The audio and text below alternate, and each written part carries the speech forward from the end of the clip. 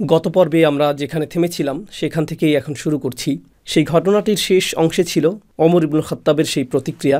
এর কারণ হলো রাসূল সাল্লাল্লাহু আলাইহি সাল্লাম চুক্তির এই আপাত দৃষ্টিতে মর্যাদাহানিকর ধারাগুলোতে সম্মত হয়েছিলেন। আবু জান্দালও সেখানে উপস্থিত ছিলেন। মুসলিমগণ বিশ্বাস করতে পারছিলেন না তাদের সামনে কি ঘটে যাচ্ছে। তো ওমর রাদিয়াল্লাহু তাআলা আনহু নবীজিকে জিজ্ঞেস করলেন, আলাসনা আলাল হক ওয়া হুম আলাল বাতিল, আমরা কি সত্যের উপর প্রতিষ্ঠিত না? আমরাই কি সত্য পথ অনুসরণ করছি না? আর তারা কি ভুল পথের অনুসারী না? অলা বালা। রাসূল সাল্লাল্লাহু আলাইহি সাল্লাম বললেন, হ্যাঁ অবশ্যই।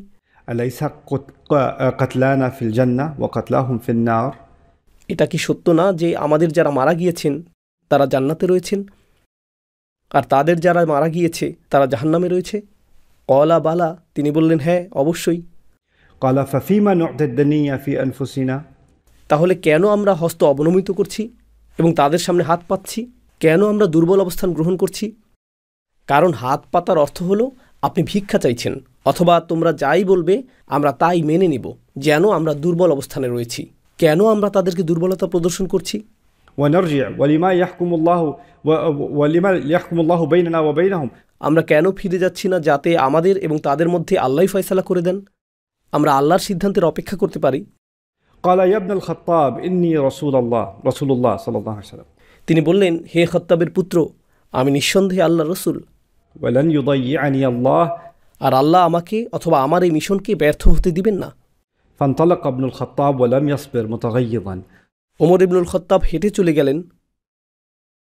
তো রাসূল সাল্লাল্লাহু আলাইহি সাল্লাম বললেন, আল্লাহ আমাকে ব্যর্থ হতে দিবেন না, আমার মিশনকেও ব্যর্থ হতে দিবেন না। ওমর ইবনুল খাত্তাব এই কথায় সন্তুষ্ট হলেন না। তিনি সেই স্থান ত্যাগ করলেন। এই জবাবে তিনি ধৈর্য ধারণ করলেন না, মুতাগায়্যিজান, তখনও ক্রোধান্বিত ছিলেন। ফাআতা আবা বকর রাদিয়াল্লাহু আনহু, তো তিনি আবু বকর সিদ্দিক রাদিয়াল্লাহু তাআলা আনহুর কাছে গেলেন। ফাকালা ইয়া আবা বকর আলাসনা আলাল হক ওয়া হুম আলাল বাতিল, আবু বকরকেও একই প্রশ্ন, আমরা কি সত্যের অনুসরণ করছি না? তারা কি ভুল পথের অনুসরণ করছে না? বালা আলাইসা কাতলানা ফিল জান্নাহ ওয়া কাতলাহুম ফিন নার, এটা কি সত্য না যে আমাদের যারা মারা গিয়েছে তারা জান্নাতে রয়েছে এবং তাদের যারা মারা গিয়েছে তারা জাহান্নামে রয়েছে? তাহলে কেন আমরা আমাদের ধর্মের জন্য তাদের কাছে হাত পাচ্ছি? আমরাই কাবা ঘরের জন্য সবচেয়ে যোগ্য। তিনি মূলত এটাই বলছেন। আবারও একই কথা। ওয়া নারজি'ু লিমা ইয়াহকুমুল্লাহু বাইনানা ওয়া বাইনাহুম, ক্বালা ইয়া ইবনাল খাত্তাব ইন্নাহু রাসূলুল্লাহ, হে খাত্তাবের পুত্র, তিনি আল্লাহ রসুল, ওয়া লান ইউদাইয়ি'হু আল্লাহু আবাদান, আর আল্লাহ কখনোই তাকে ব্যর্থ হতে দিবেন না। ফানাযালা আল কুরআন আলা মুহাম্মদ সাল্লাল্লাহু আলাইহি ওয়াসাল্লাম ফাআরসালা ইলা উমর। হাদিসটি এখানে সংক্ষিপ্ত আকারে এসেছে, যা উল্লেখ করেছে যে এর কিছু সময় পর রাসূল সাল্লাল্লাহু আলাইহি সাল্লামের উপর কোরআন নাজিল হয়, আর তারপর তিনি ওমর রাদিয়াল্লাহু তাআলা আনহুকে তা তেলাওয়াত করে শোনান। কিন্তু সেটা আমি আরও পরে বিস্তারিত উল্লেখ করব। তবে এই মুহূর্তে আমরা ধরে নিচ্ছি যে আয়াতটি এখনও নাজিল হয়নি। আরেকটি হাদিস একই ঘটনার বর্ণনা দিচ্ছে। ওমর আবু বকর রাদিয়াল্লাহু তাআলা আনহুর কাছে এসে বললেন, আলাইসা বি রাসূলিল্লাহ, তিনি কি আল্লাহ রসুল না? বালা, অবশ্যই। আওয়ালাসনা বিল মুসলিমিন, আমরা কি মুসলিম না? অবশ্যই। আওয়ালাইসু বিল মুশরিকিন, তারা কি মুশরিক না? অবশ্যই। বালা। ফাআলা মা নু'তি আদ-দুনিয়া ফি দীনিনা, তাহলে কেন আমরা তাদের কাছে হাত পাচ্ছি?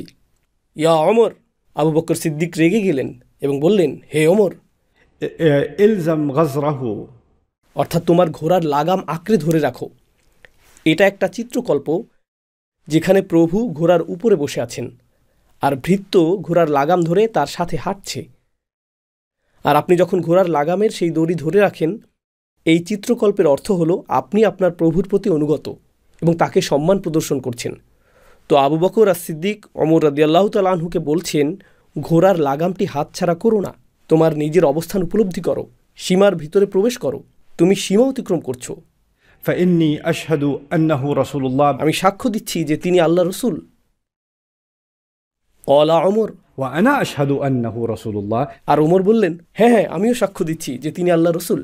সুম্মা আতা রাসূলুল্লাহ সাল্লাল্লাহু আলাইহি ওয়াসাল্লাম, এই হাদিসে ধারাবাহিকতাটি উল্টে দেওয়া হয়েছে। তিনি প্রথমে গিয়েছিলেন আবু বকরের কাছে, তারপর তিনি রাসূল সাল্লাল্লাহু আলাইহি সাল্লামের কাছে গেলেন। আনা আবদুল্লাহি ওয়া রাসূলুহু, আমি আল্লাহর দাস এবং তার রসুল। লান উখালিফা আমরাহু, আমি আল্লাহর আদেশের বিরুদ্ধে যাব না, ওয়া লান ইউদাইয়ি'নি, আর আল্লাহ আমাকে অথবা আমার মিশনকে ব্যর্থ হতে দিবেন না। فكان عمر يقول ما زلت أتصدق وأصوم وأصلي وأعتق من الذي صنعت يومئذ, ওমর বলতেন, আমি প্রতিনিয়ত দান সদকা করেছি, রোজা রেখেছি, নামাজ পড়েছি এবং যখন সম্ভব হয়েছে দাস মুক্ত করেছি আমার সেই দিনের আচরণের কারণে। অর্থাৎ ওমর রাদিয়াল্লাহু তাআলা আনহু তার বাকি জীবন সেই দিনের অপরাধ বোধে ভুগেছিলেন। مخافة كلامي الذي تكلمت به আমার মুখ নিঃসৃত এই বাক্যগুলোর পরিণামের ভয়ে, حتى رجوت أن يكون خيرا যতক্ষণ পর্যন্ত না মনে ইতিবাচক আশাবাদ জাগ্রত হয়েছে। অন্য কথায়, রসুল সাল্লাল্লাহু আলাইহি সাল্লামের প্রতি করা সেই বিস্ফোরক উক্তির কারণে তিনি ভীত চিন্তিত ছিলেন। ঠিক আছে, মনে পড়ছে না আমি এটা কপি করেছিলাম কিনা, দেখি তো এখানে আছে কিনা। একটা হাদিস ছিল, এখানেই থাকার কথা, হয়তো আমি এটা নিচে লিখেছিলাম। না, সম্ভবত লেখা হয়নি। ঠিক আছে, পরে যদি খুঁজে পাই তাহলে উল্লেখ করবো ইনশাআল্লাহ। তো আমরা ঘটনাটায় ফিরে যাচ্ছি। সেই চুক্তিটিতে আরেকটি বিষয় সমঝোতা হয়েছিল যা আপনাদের জেনে রাখা উচিত, আর তা হলো তাদের মৈত্রীবন্ধনে আবদ্ধ হওয়ার সুযোগ ছিল।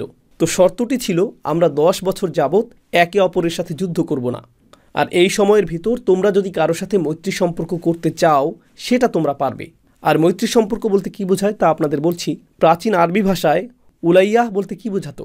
আরব গোত্রগুলো ছিল বিভিন্ন আকৃতির, কোনোটা ছিল ছোট, কোনোটা বড়, আর জোর যার মুল্লুক তার। এটাই ছিল তখনকার আরব অঞ্চলের রীতি।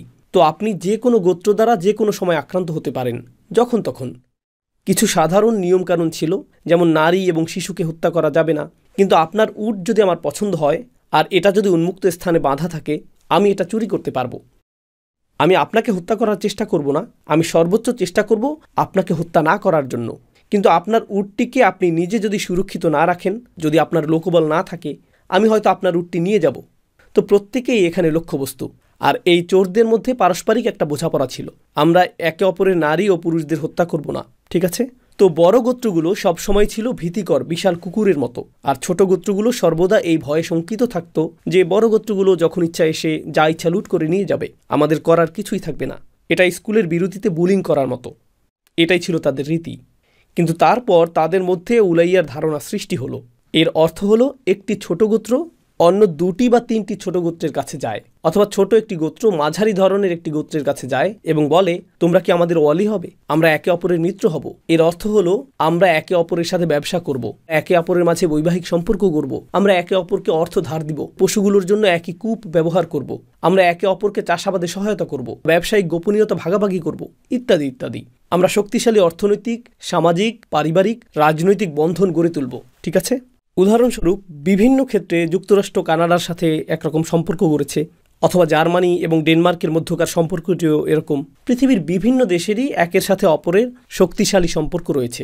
সিঙ্গাপুর এবং মালয়েশিয়া হতে পারে, তাদের শক্তিশালী অর্থনৈতিক বন্ধন রয়েছে। পাকিস্তান আর ভারতের মতো না, সেটা খারাপ উদাহরণ হবে, তাই না? কিন্তু এমন অনেক দেশ রয়েছে যাদের একে অপরের সাথে ভালো অর্থনৈতিক সম্পর্ক রয়েছে, তাদের মধ্যে উন্মুক্ত সীমানা রয়েছে। এর উদাহরণ ইউরোপীয় ইউনিয়ন অথবা এ ধরনের সম্মিলিত চুক্তি। এর ফলে যা ঘটে, এটা শুধুমাত্র শক্তিশালী সম্পর্ক উন্নয়নই করে না, যেহেতু সীমানা উন্মুক্ত, সামাজিক অর্থনৈতিক বন্ধন গড়ে ওঠে, সাংস্কৃতিক সম্পর্ক গড়ে ওঠে। এর পাশাপাশি অন্য আরেকটি বিষয় যা ঘটে তা হলো, তাদের একজনের উপর আক্রমণ হলে অন্যদের উপরও আক্রমণ করা হয়েছে বলে ধরে নেওয়া হতো, তাই না? তো উলাইয়া হলো এমন একটি ধারণা যার উদ্দেশ্য ছিল মানুষকে একতাবদ্ধ করা, আর চূড়ান্ত এবং জরুরি অবস্থার বিবেচনায় এর দ্বারা এর সদস্যরা বৃহত্তর প্রতিরক্ষা ব্যবস্থা লাভ করে, তাই না? এর আরও অনেক উপকারিতা ছিল যা এর অনুষঙ্গ হিসেবে পাওয়া যেত। অবশ্যই চূড়ান্ত উপকারিতাটি হলো সামরিক সক্ষমতা। উলাইয়ার ধারণাটি একটি গুরুত্বপূর্ণ ধারণা, কারণ আল্লাহ ইমানদারদের মধ্যেও এই গুণটি কামনা করেছেন। কাফেররা একে অপরের আউলিয়া। আর তারপর তিনি বলছেন, ইমানদার পুরুষ এবং নারীরা একে অপরের আউলিয়া। তো ইমানদার পুরুষ এবং নারীরা একে অপরের আউলিয়া, এই কথাটির অর্থ আসলে কি? প্রাচীন পৃথিবীতে এরকম ছিল যে ধরুন মুসলিমদের একটি গোত্র এই এলাকায় রয়েছে এবং আরেকটি গোত্র অন্য এলাকায় রয়েছে, তখন তাদের মধ্যে থাকা উচিত ব্যবসায়িক বন্ধন, পারিবারিক বন্ধন, অর্থনৈতিক বন্ধন, রাজনৈতিক বন্ধন। তাদের উচিত যত বেশি সম্ভব বন্ধন তৈরি করা, ঠিক আছে? কিন্তু যেখানে মুসলিমরা সংখ্যালঘু হিসেবে আছে, সেখানে কি হবে? ঠিক যেভাবে আমরা এখন যুক্তরাষ্ট্রে বসবাস করছি, অথবা সেই সময় মুসলিমগণ যখন আবিসিনিয়া বা হাবশায় বসবাস করছিলেন, অথবা মুসলিমগণ যখন প্রথম পারস্য অথবা ভারতে গিয়েছিলেন, তখন তো তারা সংখ্যালঘু ছিলেন। সেক্ষেত্রে কি ঘটবে?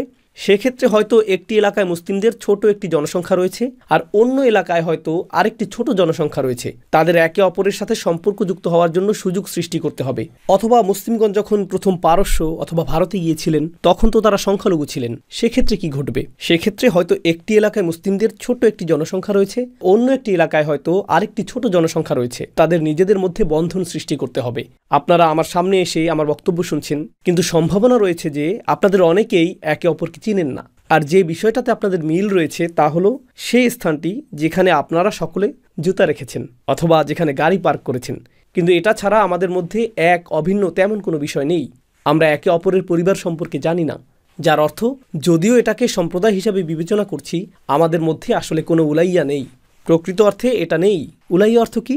পরিবারগুলো একে অপরকে জানবে, তারা একে অপরের সাথে সামাজিক আচার আচরণে যুক্ত হবে, তারা একে অপরের ব্যবসা সম্পর্কে অবহিত থাকবে, তারা একে অপরের ব্যবসায় সহায়তা করবে। এটা আসলে উলাইয়ার গুরুত্বপূর্ণ একটি অংশ, যে তারা একে অপরের ব্যবসায় সহায়তা করবে। আর মুসলিম ছাড়া অন্য যে কোনো সংখ্যালঘু সম্প্রদায় ঐতিহাসিকভাবে এই ব্যাপারে আমাদের চাইতে উত্তম বিবেচিত হয়েছে। তারা উইলায়াতে খুবই ভালো। স্প্যানিশ ভাষাভাষীরা উইলায়াতে চমৎকার। ইহুদি সম্প্রদায় ১৫০ বছর ধরে অবিশ্বাস্য ধরনের উইলায়া প্রদর্শন করছে। চাইনিজ সংখ্যালঘুরা উইলায়াতে অসাধারণ। এমনকি তারা যদি এমন কোনো দেশে অভিবাসন করে যেখানে তাদেরকে কুকুরের মতো বিবেচনা করা হয়, জানেন তারা কি করে? তারা নিজ সম্প্রদায়ের কাছাকাছি বসতি তৈরি করে, তারা একে অপরের সাথে ব্যবসা করতে শুরু করে, তারা স্কুলে একে অপরের শিশুকে সাহায্য করে, তারা পরস্পর বৈবাহিক সম্পর্ক স্থাপন করে, পরস্পরকে টাকা ধার দেয়, পরস্পরকে প্রদান করে আইনি পরামর্শ, এই পরামর্শ, সেই পরামর্শ। আর যখন দুধ কেনার প্রয়োজন হয়, মাল্টি-মিলিয়ন ডলারের সুপার শপকে আরও ধনী না বানিয়ে ৫ টাকা বেশি দিয়ে হলেও তারা নিজ সম্প্রদায়ের ব্যবসায়ীদের কাছ থেকে সেটা কিনে এবং আর্থিকভাবে তাকে কিছুটা উপকৃত করে। এর ফলে তারা ব্যবসায় উন্নতি লাভ করে। যখন তারা গাড়ি সারাতে যায়, সুপ্রতিষ্ঠিত কোনো ব্র্যান্ডের সেবা গ্রহণের পরিবর্তে তারা নিজ সম্প্রদায়ের লোকের কাছে যায় এবং আর্থিক সহায়তা প্রদান করে। এভাবে তারা অর্থকে নিজ সম্প্রদায়ের মধ্যে আবর্তিত করতে থাকে। তো তাদের নিজেদের মধ্যেই ডলার ৫-৬ বার আবর্তিত হতে থাকে। এরপর এটা তাদের হাতের বাইরে চলে যায়। এটাই আসল উইলায়া। এটাই আসলে উইলায়ার ধারণা। উইলায়ার মধ্যে বাণিজ্যিক অগ্রাধিকার থাকবে। জ্বালানি তেল প্রসঙ্গে যুক্তরাষ্ট্র অনেক বছর ধরে সৌদি আরবের সাথে উইলায়া প্রতিষ্ঠা করার চেষ্টা করেছে, যাকে বলে পেট্রো ডলার। পেট্রোলিয়াম সেখানে, ডলার এখানে। আর তারা একে অপরের সাথে একটি বন্ধনে আবদ্ধ হয়েছিল, যার ফলে পেট্রোলিয়ামকে পরিমাপ করা হতো প্রতি ব্যারেলের ডলার মূল্যমান হিসেবে, তাই না? সেটা ছিল অর্থনৈতিক উইলায়া, যা তারা তৈরি করেছিল। আর পৃথিবী জুড়ে এর প্রভাব লক্ষ্য করুন। এই ব্রিক্স এখন একই কাজ করতে চাইছে। তারা নতুন ধরনের অর্থনৈতিক উইলায়া তৈরি করার চেষ্টা করছে। এখন আমাদের আলোচ্য ঘটনাতে ফিরে আসছি। হুদাইবিয়ার চুক্তির একটি ধারা ছিল, যদিও আমরা পরস্পর যুদ্ধ থেকে বিরত থাকব, আমরা যার সাথে ইচ্ছা মৈত্রী সম্বন্ধে যুক্ত হতে পারব, আমরা উভয় পক্ষই যার সাথে ইচ্ছা উইলায়া তৈরি করতে পারব। আমি আরও পরের ঘটনা এখনই উল্লেখ করছি, কিন্তু এটা লক্ষ্য করাটা খুবই গুরুত্বপূর্ণ যে মুসলিমগণ ইতিমধ্যেই এত বেশি প্রভাব সৃষ্টি করেছেন যে এই ঘটনার ঠিক পরেই কয়েকটি বিষয় ঘটে যায়। মনে আছে আমি বলেছিলাম যে মক্কা যেখানে অবস্থিত তার আশেপাশেই ছোট ছোট আরও শহর এবং আরও গোত্র ছিল। এরকম একটি গোত্র ছিল বনু বকর, যার কথা আমি আগে উল্লেখ করিনি। অন্য একটি গোত্র যার কথা আমি আগে উল্লেখ করেছি তা হলো খুজা। মীমাংসাকারীদের প্রথম দিকের একজন এসেছিল খুজা গোত্র থেকে, তাই না? এই দুটিই ছিল মক্কার প্রতিবেশী গোত্র, ছোট দুটি গোত্র যারা প্রথম দিকে মক্কার সাথে সম্পর্কযুক্ত ছিল। কিন্তু হুদাইবিয়ার সন্ধির ঠিক পরেই খুজা গোত্রের প্রচুর সংখ্যক মানুষ মুসলিম হয়ে গেলেন। যদিও গোত্রপ্রধান মুসলিম হয়নি, সেখানকার সরকার মুসলিম ছিল না, কিন্তু তাদের মধ্যে উল্লেখযোগ্য সংখ্যক মানুষ মুসলিম হয়েছিল। বনু খুজা উপলব্ধি করল যে মুসলিমদের সাথে সম্পর্কযুক্ত হওয়া, মদিনার অধিবাসী মুসলিমগণের সাথে উইলায়া তৈরি করা তাদের নিকট প্রতিবেশী কুরাইশদের সাথে উইলায়া তৈরির তুলনায় অধিকতর উত্তম হবে। তো তারা মুসলিমদের সাথে মৈত্রী সম্বন্ধে আবদ্ধ হল। বনু বকর মুশরিক থেকে গিয়েছিল, তারা কুরাইশদের ধর্মের উপর থেকে গিয়েছিল, মূর্তি পূজা। তো তারা নিজেদেরকে ধর্মীয় এবং সাংস্কৃতিকভাবে কুরাইশদের নিকটবর্তী মনে করল, তাই তারা কুরাইশদের সাথে মৈত্রী সম্বন্ধে আবদ্ধ হলো। এখানে আরেকটি কারণও ছিল। আমি যে দুটি গোত্রের কথা উল্লেখ করেছি, খুজা এবং বনু বকরের দীর্ঘ ইতিহাস ছিল একে অপরের উট ও ছাগল চুরি করা, একে অপরকে হত্যা করা। তোমরা আমাদের লোককে হত্যা করেছ, আমরাও তোমাদের লোককে হত্যা করব। তাদের মধ্যে প্রতিশোধমূলক এই হত্যার চক্র চলছিল দীর্ঘ সময় ধরে, ইসলামের আবির্ভাবের পূর্বে। এরপর ইসলাম আসলো। রসুল সাল্লাল্লাহু আলাইহি ওয়াসাল্লাম মক্কাতে নবুয়তের ঘোষণা দিলেন। এটা বেশ কয়েক বছর আগের কথা। আর ইসলাম এমন বড় ধরনের সমস্যায় পরিণত হলো যে তারা পরস্পরের মধ্যকার যুদ্ধের কথা ভুলে গেল। কারণ এখন তাদের বৃহত্তর সমস্যার সমাধান করতে হবে, ইসলাম। তো এখন সন্ধি চুক্তিটি স্বাক্ষরিত হবে, আর যখন চুক্তিটি স্বাক্ষরিত হবে কমপক্ষে কয়েক বছরের জন্য হলেও ইসলাম আর সমস্যাজনক না। আর ইসলাম যখন আর সমস্যাজনক না, এখন তাদের অবস্থা এরকম, আমার তো মনে পড়ে গেল যে আমি তোমাকে ঘৃণা করি, খুজা এবং বাকর গোত্রদ্বয়ের মনোভাব। তো এখন তারা আবারও একে অপরের বিরুদ্ধে সংঘাতে লিপ্ত হলো। উদাহরণস্বরূপ আফগানিস্তানেও একই বিষয় ঘটেছিল। আফগানিস্তান প্রথমে রাশিয়ান আগ্রাসনের শিকার হয়েছিল। আফগানিরা সকলে এক হয়ে রাশিয়ানদের বিরুদ্ধে যুদ্ধ করেছে। তারপর রাশিয়ান সেনাবাহিনী প্রত্যাহার করা হলো এবং রাশিয়ান আগ্রাসনের অবসান ঘটল। আর তখন আফগানিরা হঠাৎ করে, আমার মনে পড়ে গেছে যে আমি তোমাকে ঘৃণা করি, তাই না? এরপর অন্তর্গত সংঘাত শুরু হয়ে গেল অতি দ্রুত, কারণ এখন শান্তির অবস্থা বিরাজ করছে।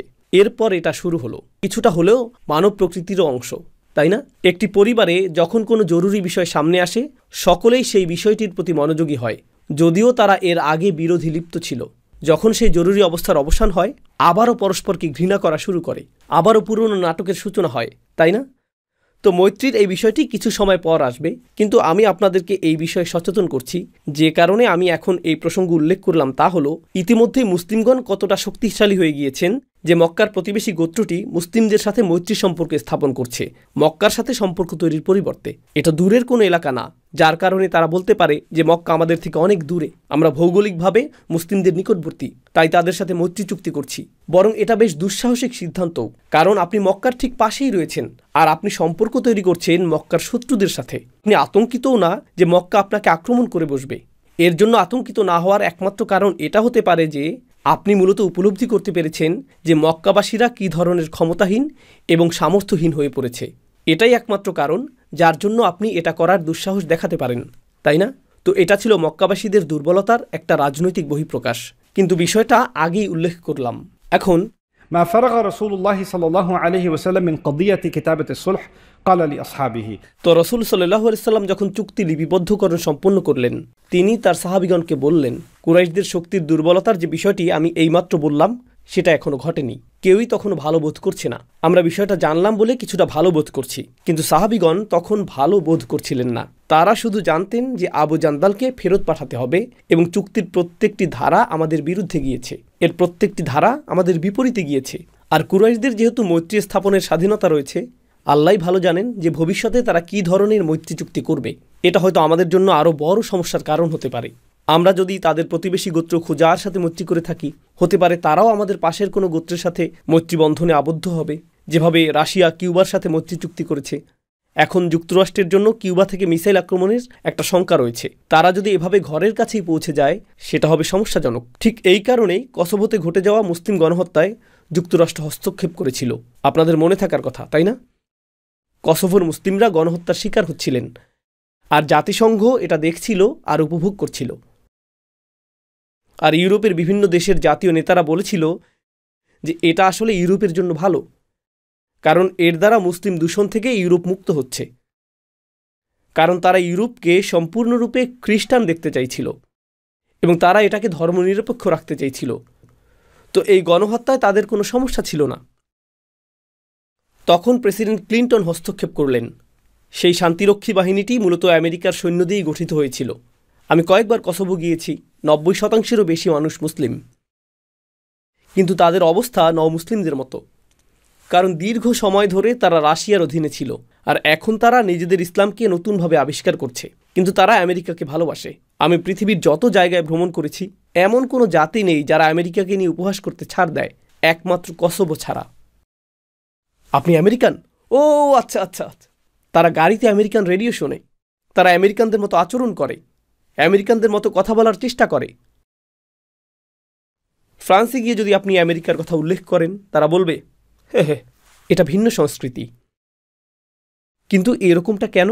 কারণ এখনও তাদের জাদুঘর, স্মৃতিচিহ্নসমূহ এবং ইতিহাস রয়েছে। এটা প্রাচীন কোনো ইতিহাস না, এটা ঘটেছিল 90-এর দশকে, তাই না? কিন্তু আপনি যদি এটাকে আমেরিকার কৌশলগত দৃষ্টিকোণ থেকে বিবেচনা করেন, এখন তারা কসোভোতে ইউরোপে অবস্থিত সবচেয়ে বড় আমেরিকান সামরিক স্থাপনা নির্মাণ করতে পারল, আর এটা রাশিয়ার ঘরের কাছেই। তো তারা উইলায়া স্থাপন করল একটি শত্রু দেশের সাথে, যারা বৃহত্তর আরেকটি শত্রুর ঘরের কাছেই অবস্থিত, শুধুমাত্র তাদের উপর নজরদারি করার জন্য। এভাবেই বৃহত্তর সামরিক কৌশলগুলো কাজ করে। আর আমাদেরকে বুঝতে হবে যে রসুল সাল্লাল্লাহু আলাইহি সাল্লামের যুগেও এগুলো কিভাবে কাজ করত, তাই না? আবার বলছি, এটা হলো দীর্ঘমেয়াদী পরিকল্পনা, কিন্তু কেউই দীর্ঘমেয়াদী চিন্তা করছে না, যেহেতু সংকটটি ঠিক সামনেই উপস্থিত। তারা শুধু চিন্তা করছিলেন যে সামনে একটা সংকট উপস্থিত হয়েছে। রসুল সাল্লাল্লাহু আলাইহি সাল্লাম চুক্তিটি স্বাক্ষর করলেন এবং বললেন, কুমু ফানহারু। তিনি সাহাবীদেরকে বললেন, সকলে উঠে দাঁড়াও আর পশুগুলো কুরবানি করো। সুম্মাহলুকু, অতঃপর তোমাদের মাথা মুন্ডন করো। এখন বিষয় হলো, যখন আপনি হজের আনুষ্ঠানিকতা সম্পন্ন করেন তখন পশুও কুরবানি করেন। সাহাবীগণ ইতিমধ্যেই হজ সংক্রান্ত কুরআনের আয়াতগুলো শিখেছেন, যেগুলো সূরা বাকারাতে নাজিল হয়েছে। তারা ইতিমধ্যেই হজের আনুষ্ঠানিকতাগুলো সম্পর্কে অবগত। ইতিমধ্যেই তারা জানেন যে কোন কোন স্থানে কি কি কাজ করতে হবে। তারা ইতিমধ্যেই জানেন সেই সকল আনুষ্ঠানিকতার গুরুত্ব, কারণ সেগুলো প্রদান করা হয়েছিল ইব্রাহিম আলাইহিস সালামের দোয়ার ফলশ্রুতিতে। وأرنا مناسكنا وتب علينا। হজের আনুষ্ঠানিকতাগুলো আমাদেরকে বলে দিন এবং আমাদের তওবা কবুল করুন। হজে যাওয়ার ক্ষেত্রে আমাদের অনুপ্রেরণা কি থাকে? তা হলো আমরা চাই আমাদের হজ যাতে কবুল হয়, কারণ এটা গোটা জীবনের ইবাদত। তারা জানতেন যে এই ইবাদতটি জীবনে একবারই হয়ে থাকে। তারা এটা থেকে বঞ্চিতও ছিলেন। পশুগুলোকে তারা সাথে করে নিয়ে এসেছিলেন। এটা এখনকার সময়ের মতো ছিল না। আলহামদুলিল্লাহ, বিষয়গুলো এখন অনেক সহজ হয়ে গিয়েছে। এখন আপনি কয়েকশো ডলার ব্যয় করে রেডিমেড উট, গরু অথবা ছাগল ক্রয় করে ফেলতে পারেন। সেই সময় মোবাইল অ্যাপে ড্রপডাউন মেনুতে প্রত্যাশিত পশু বাছাই করার এরকম সুযোগ ছিল না। বহু সংখ্যক মানুষের জন্য একটি পশু ছিল তাদের জীবনের সবচেয়ে ব্যয়বহুল অর্জনগুলোর একটি। আর রসুল সাল্লাল্লাহু আলাইহি সাল্লাম বলেছেন, এগুলো কোরবানি করো আর মাথা মুন্ডন করো। মাথা মুন্ডন করার অর্থ আপনি হজ সম্পন্ন করেছেন, হজ মাবরুর, তাই না? তো যখন তিনি তাদেরকে এটা করতে বললেন, তাদের মানসিক যাতনা আরও বেড়ে গেল। কিন্তু এখন রসুল সাল্লাল্লাহু আলাইহি সাল্লাম যেন বলছেন যে আসো ধরে নেই যে আমরা হজ সম্পন্ন করেছি অথবা উমরা করেছি, যদিও তা পালন করা হয়নি। এবং তিনি বললেন, قوموا فانحروا ثم احلقوا। কোনো প্রতিক্রিয়া নেই, তারা শুধু বসেই আছেন, তারা উঠে দাঁড়ালেন না। তো তিনি আবারও এই কথা বললেন, قوموا فانحروا واحلقوا। পরিবর্তন নেই। তিনি এ কথা তৃতীয়বার বললেন, حتى قال ذلك 3 مرات قوموا فانحروا واحلقوا ثم احلقوا। ওঠো, পশু কুরবানি করো, মাথা মুন্ডন করো। আমি আপনাদের বলেছিলাম তার সামনে 1400 সাহাবী ছিলেন, শুধুমাত্র একজন ছিলেন মুনাফিক, মনে আছে? আর নবীজি এই মানুষগুলোর উদ্দেশ্যে বলেছিলেন, তোমরা যারা এই উপত্যকা পাড়ি দিয়েছ তারা সকলেই জান্নাতে প্রবেশ করবে।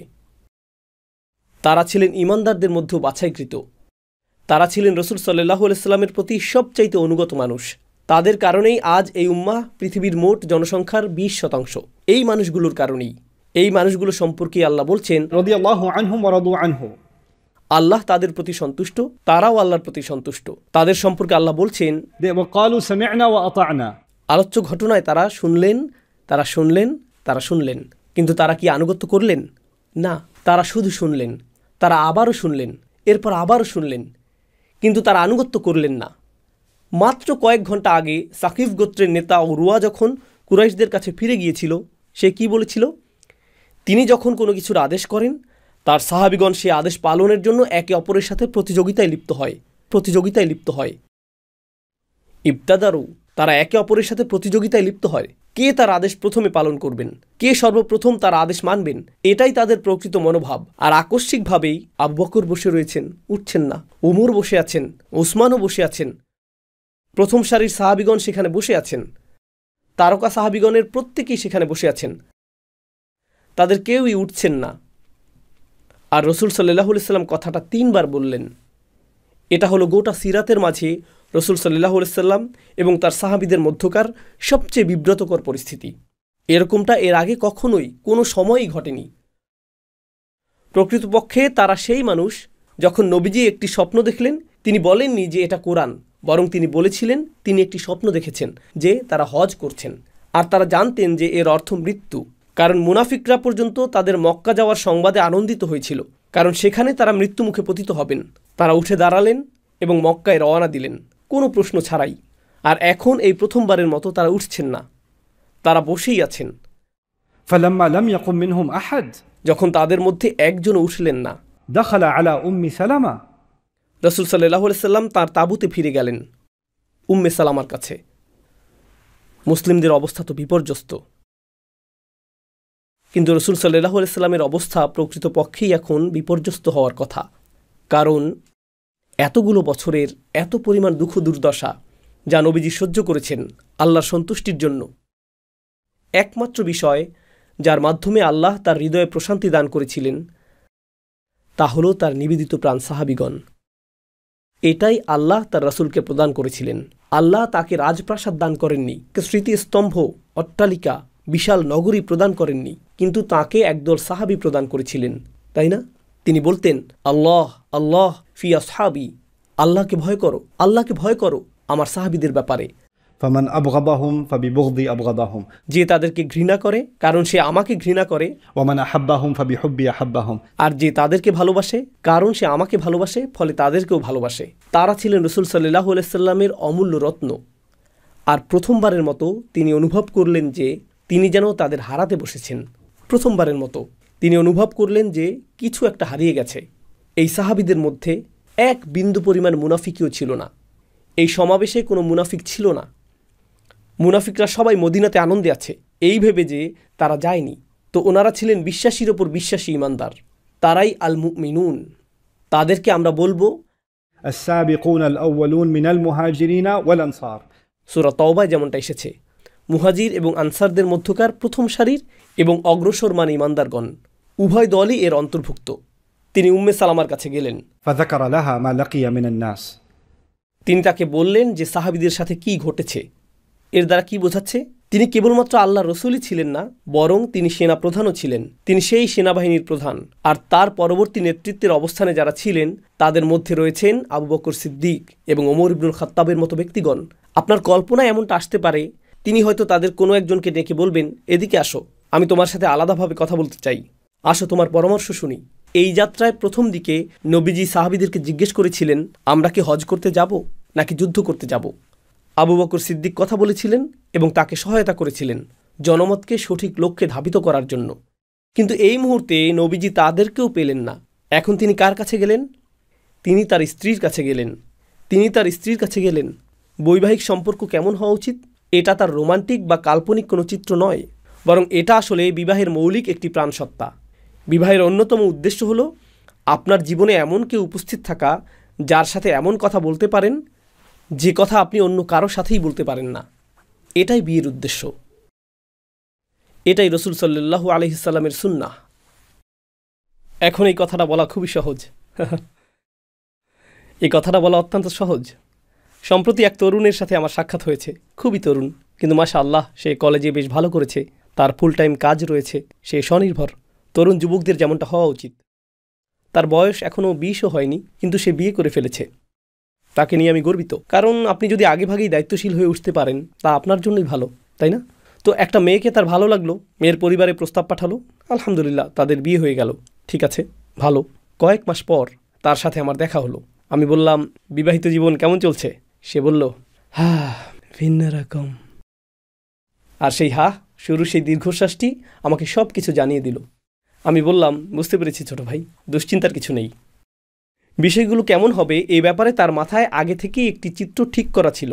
প্রায় অবিবাহিত তরুণ তরুণীরা বিবাহিত দম্পতিদেরকে সর্বদা ঝগড়া করতে, তর্ক করতে, মানসিক চাপে থাকতে দেখে আর বলে, এই নির্বোধগুলো জানে না কিভাবে একটা সম্পর্ক চালিয়ে নিতে হয়। যখন আমি বিয়ে করব এটা এতটাই ভিন্ন রকম হবে, ও মাই গড, আমি এই দম্পতিদের শিখাবো দাম্পত্য জীবন কাকে বলে। তারা জানেও না যে আমি ইনস্টাগ্রাম থেকে শিক্ষা অর্জন করেছি। পৃথিবী ইনস্টাগ্রামের এই ফিল্টারটির জন্য এখনো প্রস্তুত না।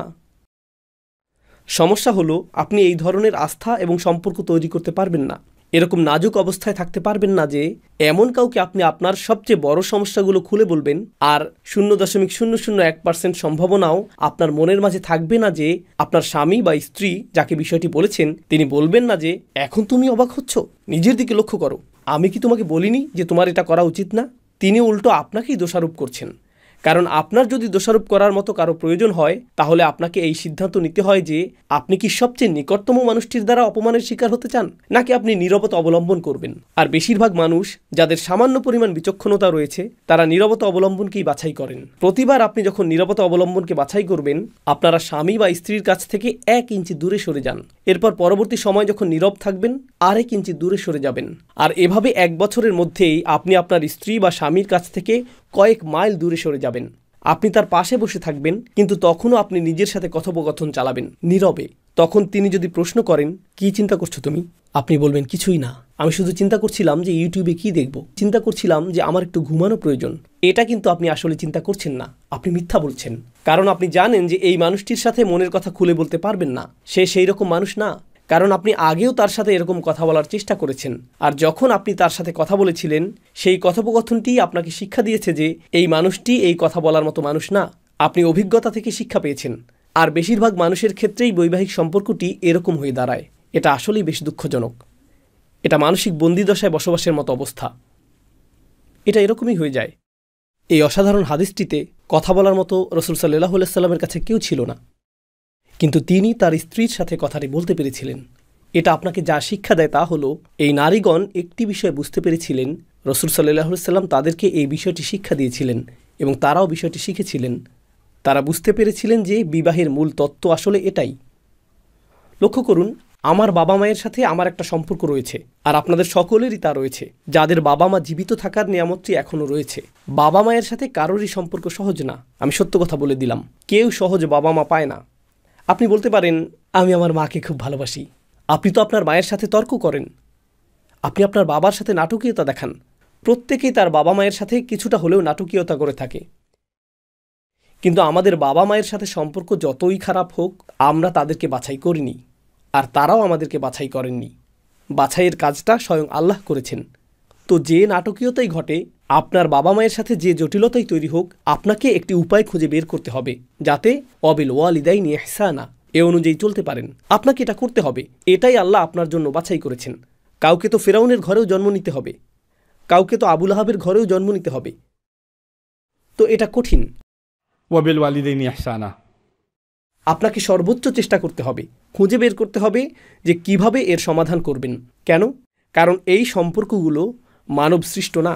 এই আত্মাগুলোর মধ্যকার সম্পর্ক সৃষ্টি করেছেন আল্লাহ সুবহানাহু ওয়া তাআলা। কিন্তু স্বামী এবং স্ত্রীর মধ্যকার সম্পর্কটি এমন না যে এটা আপনি বাছাই করেননি। আপনি নিজে স্বামী বা স্ত্রী বাছাই করেছেন। আপনি একজন মানুষকে বাছাই করেছেন, আপনি তাকে নিজের জীবনের সাথে জড়িয়েছেন, তাই না? আর যেহেতু আপনি তাকে বাছাই করেছেন, তখন প্রত্যেকবার যখন কোনো সমস্যা দেখা দেয়, আপনার অবস্থা হয়, আমি তো ভুল সিদ্ধান্ত নিয়েছিলাম, কেন আমি তাকে বাছাই করলাম? আরও ভালো কাউকে বাছাই করা উচিত ছিল। আমার জন্য কি এখনও কোনো বিকল্প আছে? এত বেশি বিকল্প। আর আপনার চিন্তা থামবে না। মন কেন সেদিকে যায়? কারণ সম্পর্কের মূল ভিত্তিটিই মিথ্যা। ভিত্তিটিই মিথ্যা। সম্পর্কের ভিত্তি বাহ্যিক কোনো বিষয়ের সাথে সম্পর্কিত না। একটি সম্পর্কের ভিত্তি হলো আপনি সেই ব্যক্তির মাঝে প্রশান্তি এবং স্বস্তি খুঁজে পাচ্ছেন কিনা। আর আপনি যদি এখনও তা না পেয়ে থাকেন, তাহলে আপনাকে সেই মানুষটির ভেতরে সেটা তৈরি করতে হবে। কারণ সৌন্দর্য ম্লান হয়ে যাবে, বন্ধুত্ব দুর্বল হয়ে যাবে, দায়িত্বের বোঝা এসে পড়বে, আগের মতো আর সময় দিতে পারবেন না। কেউ বলে, তোমাকে বিয়ে করার আগে তোমাকে আমার অনেক ভালো লাগতো। অনেকে এরকম বলে। বুঝতে পারছি না বিয়ের পর কী ঘটে গেল। কিন্তু আপনি যদি সেই মানুষকে বিয়ে না করতেন, সেক্ষেত্রে আপনার কাছে থেকে তার কিছু পাওনাও থাকতো না। তো আপনি হয়তো একসময় তার সাথে কথা বলেছেন স্বস্তি পাওয়ার জন্য, তার সাথে কথা বলে আপনি আনন্দিত বোধ করেছেন, কিন্তু তখন আপনাকে বিল পরিশোধ অথবা পারিবারিক দায়িত্বাদি ইত্যাদি নিয়ে চিন্তা করা লাগেনি। অথবা আপনার মা কিছু বলেছেন বা অন্য কেউ কিছু বলেছে, এর কোনোটাই তখন ছিল না। ধরুন আপনি আপনার বাগদত্তার সাথে হালাল পদ্ধতিতে কথা বলছেন, আর তার মা চলে আসলো। তখন আপনি বললেন, ঠিক আছে, আমি তোমার সাথে পরে কথা বলবো, ঠিক আছে, সমস্যা নেই। কিন্তু যখন বিয়ে করে ফেলেন, তোমার মা কি বলেছে? উনি আমার সম্পর্কে কি কথা বলেছেন? উনি আমার দিকে এভাবে তাকিয়েছেন কেন? উনি আমার দিকে এভাবে তাকালেন কেন? উনি প্রথমে আমাকে কল দিলেন না কেন? উনি ঘন ঘন চলে আসেন। হঠাৎ করে এই সমস্যাটি সৃষ্টি হলো। আমি আপনাদের আলোচনা করছি না, আপনাদের অনেকেই রয়েছে এমন যে আপনি যেই মেয়েকে বিয়ে করতে চান তার সাথে কথা বলছেন, আপনি এটাকে হালাল বলছেন, কিন্তু ঘন্টার পর ঘন্টা কথা বলছেন, এরপর অনুভব করছেন সে আমার জন্য পারফেক্ট। ঠিক আছে, জানেন কেন সে এখন আপনার জন্য পারফেক্ট? কারণ এখন শুধু সে আর আপনি, এই সম্পর্কের মাঝে অন্য কেউ নেই। এই সম্পর্কের মাঝে অন্য কেউ নেই। যেই মুহূর্তে আপনি বিয়ে করেন, জানেন তখন আমরা কি ভুল করি? যখন আমরা তরুণ তরুণীকে বিয়ে দেই, কে তাদের মাঝে আসে? এখন এই সম্পর্কটি আর স্বামী স্ত্রীর মাঝে সীমাবদ্ধ না। জানেন সম্পর্কটিতে কে থাকে? স্বামীর মা আর স্ত্রীর মা, স্বামীর বাবা, স্ত্রীর বাবা, ভাই বোন, চাচাতো ভাই, খালাতো ভাই। কেন তুমি তাদেরকে ঈদ উপহার দিয়েছো? আমার চাচাতো বোনকে তো কিছুই দাওনি। তুমি তাদের বাড়িতে গিয়েছো, অমুকের বাড়িতে তো যাওনি। অন্য সকলেই রয়েছে কেবল তারা ছাড়া। আর তারা চিন্তা করে আমরা তো বিয়ের আগেই ভালো ছিলাম। জানেন এটা কেন? কারণ পশ্চিমা সমাজের দৃষ্টিকোণ থেকে আপনি যখন বিবাহিত ছিলেন না, সেটি ছিল আপনাদের দুজনের নিজস্ব বিষয়। আর যখন আপনি বিয়ে করলেন, আপনি এটাকে অন্য সকলের বিষয়ে পরিণত করলেন। আর এই ধর্ম আমাদের কি শেখায়? মৌলিকভাবে বিয়ে কার সাথে জড়িত? স্বামী এবং স্ত্রী। আমরা এই সাংস্কৃতিক দানব সৃষ্টি করেছি।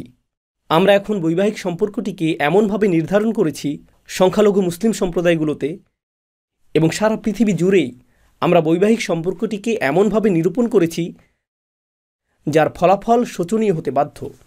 কারণ আমরা অন্য সকলকে হস্তক্ষেপের সুযোগ প্রদান করি। তরুণ তরুণীদের মনোভাব এভাবেই তৈরি হয়ে আছে। তারা এই মনোভাব নিয়েই বৈবাহিক জীবনে প্রবেশ করে যে তারা একটা প্রতিযোগিতায় অংশ নিতে যাচ্ছে। তারা প্রত্যেকটি বিষয়ের দিকে নজর দিবে এবং বলবে, তুমি তোমার বাবা মায়ের জন্য কি করেছো? সেটা কি আমার বাবা মায়ের জন্য করেছো? তুমি তোমার ভাই বোনের জন্য কি করেছো? তুমি তাদেরকে এটা কেন দিয়েছো? তুমি ওদেরকে এটা কেন দাওনি? কেন তুমি এটা বলেছো? কেন তুমি সেটা বললে না? কেন তুমি তাকে কল করেছো? তুমি কি তাদেরকে ঈদ মোবারক বলনি? ও মাই গড! আপনি প্রত্যাশার একটি বড় তালিকা তৈরি করে ফেলেছেন। কারণ আপনি স্কোর গণনায় ব্যস্ত, এক পক্ষ অথবা অন্য পক্ষ। এখানে আপনি প্রশান্তি পাবেন না। এখানে আপনি শুধু স্কোর কার্ড পাবেন। আপনারা তো জানেন কিভাবে সেই দুটি গোত্র একে অপরের সাথে যুদ্ধে লিপ্ত ছিল। তারা মনে রাখত যে সে অমুককে হত্যা করেছে আর ও অমুককে হত্যা করেছে। তাদের অবস্থা বনু বকর এবং খুজার মতো হয়ে গেল, যারা স্কোর গণনায় ব্যস্ত। তোমার মনে আছে গত ঈদে তুমি অমুক অমুককে এটা এটা বলেছিলে, আর তুমি এমনকি এটা এটা করনি? আর অনেক শিশুই নিজ পরিবারে সারাদিন ধরে এই ধরনের অর্থহীন তর্ক শুনতে শুনতে বেড়ে উঠতে থাকে। এটাই তারা শুনে থাকে। সরল এই হাদিসটিতে রাসূল সাল্লাল্লাহু আলাইহি ওয়াসাল্লাম তাঁবুতে প্রবেশ করলেন এবং উম্মে সালামার সাথে কথা বলা শুরু করলেন। তিনি বললেন, তারা এমনটা করেছে। তিনি নাজুক অবস্থার মাঝে ছিলেন, তিনি দুর্বল অবস্থার মাঝে ছিলেন, তিনি উদ্বিগ্নতা, দুশ্চিন্তা এবং বিষণ্ণতার মাঝে ছিলেন। এটা আপনার নিজেকে নির্ভুল প্রমাণ করার সময় না। এটা এই কথা বলার সময় না যে আমি কি তোমাকে আগেই বলিনি। এটা এই চিন্তা করার সময় না যে এখন আমি ওকে দুর্বল অবস্থায় পেয়েছি, এটাই প্রতিশোধ নেওয়ার উপযুক্ত সময়। এটা সেই সময় না। উম্মে সালামা বললেন, ইয়া নবী আল্লাহ, হে আল্লাহর নবী। তিনি তার নাম ধরেও ডাকলেন না। তার তো সম্বোধন করারও প্রয়োজন ছিল না, শুধু মূল কথাটাই বলতে পারতেন। কিন্তু তিনি তাকে আল্লাহর নবী বলে সম্বোধন করলেন, যেন স্মরণ করিয়ে দিচ্ছেন, ভুলে যাবেন না আপনি আল্লাহর নবী। তারা আপনার কথা শুনুক আর না শুনুক, তারা বিশ্বাস করে যে আপনি আল্লাহর নবী, আর আমিও বিশ্বাস করি যে আপনি আল্লাহর নবী। তো এই ব্যাপারে আপনার আত্মবিশ্বাসকে নড়বড়ে হতে দিবেন না। আতুহিব্বু যালিক, আপনি কি আশা করেন তারা আপনার কথা শুনবে? তো তিনি বললেন, উখরুজ, বাইরে যান। ثم لا تكلم أحدا منهم كلمة। তিনি বললেন, তাদের কারো সাথে কথা বলবেন না। কখনো কখনো শব্দহীনতা শব্দের চেয়েও বেশি কাজ করে। আপনি তাদেরকে 3 বার আদেশ করেছেন। মনোবিজ্ঞানের ছাত্র হিসেবে আমি এই বিষয়টাকে মনোবিজ্ঞানের দৃষ্টিকোণ থেকে দেখেছি। যখন আপনি কোনো আদেশ প্রদান করেন, বিশেষত আপনাদের কারো টিনএজ সন্তান রয়েছে, ইন্না লিল্লাহি ওয়া ইন্না ইলাইহি রাজিউন, যখন আপনি আপনার টিনএজ সন্তানকে বলেন, করিম এদিকে আসো, করিম করিম করিম, আর সে দরজা দিয়ে বেরিয়ে গেল, আপনি ডেকেই যাচ্ছেন কিন্তু সে গ্রাহ্য করল না। আপনার প্রতি তার মনোযোগ নেই, সে দরজা দিয়ে বেরিয়ে গেল। আর যখন সে ঘরে ফিরল, করিম তখন তুমি কথা শুনলে না কেন? প্রথমে 12 বার আপনি যখন ডেকেছিলেন সে বেরিয়ে গিয়েছিল, কিভাবে ভাবলেন যে এখন এটা কাজ করবে? কিন্তু জানেন এই মুহূর্তে কোন জিনিসটা কাজ করতে পারে? নীরবতা। সে ঘরে প্রবেশ করল, কোনো মনোযোগ পেল না। সে বলল, আসসালামু আলাইকুম। অন্যদিকে ফিরে বললেন, ওয়ালাইকুম আসসালাম, নিচু স্বরে। কখনো নিচু স্বরে ভীতিকর স্বর। সাধারণত আপনি বলেন, তুমি কি ক্ষুধার্ত? কিছু খেয়েছো? কোথায় গিয়েছিলে? এখন কোনো প্রশ্ন না। রান্নাঘরে সে আপনার পাশেই দাঁড়িয়ে আছে, আর তার অবস্থা, কোনো খাবার আছে? আর আপনি প্রশ্নটি উপেক্ষা করলেন।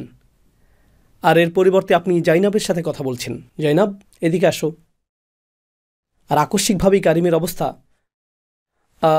আমি কিছু বলতে চাই। তোমার কিছুই বলার প্রয়োজন নেই। আসলে আমার ভুল হয়ে গিয়েছে, আমি অন্যায় করেছি, এরকম আচরণ আর করব না। এই অবস্থায় আমার মনে হয় আপনার এখনও কথা বলা উচিত না। এখনও কারিম কারিম করা শুরু করবেন না, শুধু তার দিকে তাকাবেন, এটাই যথেষ্ট। শুধু তাকাবেন। এটা চেষ্টা করে দেখুন। সে ভিতরে ভিতরে গলে যেতে শুরু করবে, তার অঙ্গ প্রত্যঙ্গগুলো একে অপরের সাথে লেগে যেতে শুরু করবে। এটা বিস্ময়কর। আমি সবসময় এটা করি। আপনি এটা কর্মচারীদের সাথেও করতে পারেন, আবার ছাত্রদের সাথেও করতে পারেন যদি শিক্ষক হয়ে থাকেন। কৌশলটি কাজ করে। কিন্তু যাই হোক, কখনো কখনো নীরবতা অনেক বেশি শক্তিশালী। রাসূল সাল্লাল্লাহু আলাইহি সাল্লাম বাইরে চলে গেলেন, কারো সাথে একটি কথাও বললেন না। حتى تنحر بدنك وتدعو حالقك فيحلقك. তিনি বললেন, বাইরে চলে যান, কারো সাথে কোনো কথা বলবেন না, যতক্ষণ না আপনি আপনার পশুটি কুরবানি করেন, যেন তারা সেখানে উপস্থিতি নেই। তারপর আপনার নাপিতকে ডাকবেন এবং তাকে দিয়ে মাথা মুন্ডন করাবেন। মাথা মুন্ডন করাবেন। فلما لم يقم منهم أحد তো তিনি তা করলেন। فخرج فلم يكلم أحدا منهم. তিনি বেরিয়ে গেলেন, কারো সাথে কোনো কথা বললেন না, সব কিছু করলেন। نحر بدنه ودعا حالقه فحلقه. তো তিনি নাপিতকে ডাকলেন এবং তার মাথা মুন্ডন করলেন। فلما رأوا ذلك তারা সেটা দেখলেন। তারা সকলে দাঁড়িয়ে গেলেন। ফানাহারু, আর তারাও নিজেদের পশুগুলো কুরবানি করলেন আর একে অপরের মাথা মুন্ডন করতে শুরু করলেন। একটি শব্দও বলা হয়নি। ভিন্ন কয়েকটি বর্ণনায় এই কথাটিও এসেছে যে حتى كاد بعضهم يقتل بعضا غما. তারা এতটাই হতাশাগ্রস্ত ছিলেন, মাথা মুন্ডন করা অবস্থায় তাদের কেউ কেউ এতটাই রাগান্বিত ছিলেন যে একে অপরকে হত্যা করতে মন চাইছিল। মানুষ হতাশ হলে এরকমটাই মনে হয়। যেমন আপনার দল যদি জেতা ম্যাচ হেরে যায়, তখন আপনারা একে অপরের প্রতি রাগান্বিত হন। আমাকে স্পর্শ করবে না, দূরে থাকো, দূরে থাকো, আমার কাছ থেকে দূরে থাকো। তারা একে অপরের প্রতি রাগান্বিত, তাদের মধ্যে ক্ষিপ্ততা কাজ করছিল, কিন্তু তবুও তারা মাথা মুন্ডন করছেন এবং পশু কুরবানি করছেন, অর্থাৎ তারা রাসূল সাল্লাল্লাহু আলাইহি সাল্লামের আনুগত্য করছেন। আর যখন এমনটা ঘটছিল, রাসূল সাল্লাল্লাহু আলাইহি সাল্লাম একটি দোয়া করলেন। তারা শুনলেন যে রাসূল সাল্লাল্লাহু আলাইহি সাল্লাম একটি দোয়া করছেন। তখন তাদের কেউ কেউ মাথা মুন্ডন করেছিলেন, আবার কেউ কেউ মাথা মুন্ডন না করে শুধু চুল ছাড়তে চাইছিলেন। তো যারা তাদের মাথা মুন্ডন করেন তারা হলেন মুহাল্লিকিন, আর যারা তাদের চুল ছাঁটেন তারা হলেন মুকাসসিরিন। মুহাল্লিকিন এবং মুকাসসিরিন। أن رسول الله صلى الله عليه وسلم قال اللهم ارحم المحلقين. রাসূল সাল্লাল্লাহু আলাইহি সাল্লাম বলছেন, যারা মাথা মুন্ডন করে আল্লাহ তাদের উপর রহম করুন। قالوا والمقصرين. তারা বললেন, আর যারা চুল ছাঁটে তাদের জন্য? রাসূল সাল্লাল্লাহু আলাইহি সাল্লাম বললেন, اللهم ارحم المحلقين. যারা মাথা মুন্ডন করে আল্লাহ তাদের উপর রহম করুন। قالوا والمقصرين يا رسول الله. যারা চুল ছাঁটে এটা কি তাদের জন্য ইয়া রাসূলুল্লাহ? আর রাসূল সাল্লাল্লাহু আলাইহি সাল্লাম যখন বললেন والمقصرين মুকাসসিরিনদের জন্য। وقال الليث حدثني نافع رحم الله المقلقين مرة أو مرتين قال وقال عبيد الله حدثني نافع وقال في الرابع والمقصرين. তো চতুর্থবারে তিনি বললেন মুকাসসিরিন। কারো মতে তিনি এটা তৃতীয়বারে বলেছেন, আর কারো মতে তিনি এটা চতুর্থবারে বলেছেন। কিছু মানুষ নবীজিকে প্রশ্ন করেছিলেন, কেন আপনি এটা বলতে দেরি করলেন? কারণ যারা মাথা মুন্ডন করেছে তারা অভিযোগ করেনি, আর যারা ছাঁটাই করেছে তারা মূলত অভিযোগ করেছে। তো তারা পরিপূর্ণ আনুগত্য প্রদর্শন করেনি। এরপর كان يسير في بعض أسفاره. তো এখন তারা ফিরে যাচ্ছেন, পশুগুলো কুরবানি করা শেষ। এর সাথে সম্পর্কিত একটি ঘটনা রয়েছে যা আপনাদের জানা উচিত।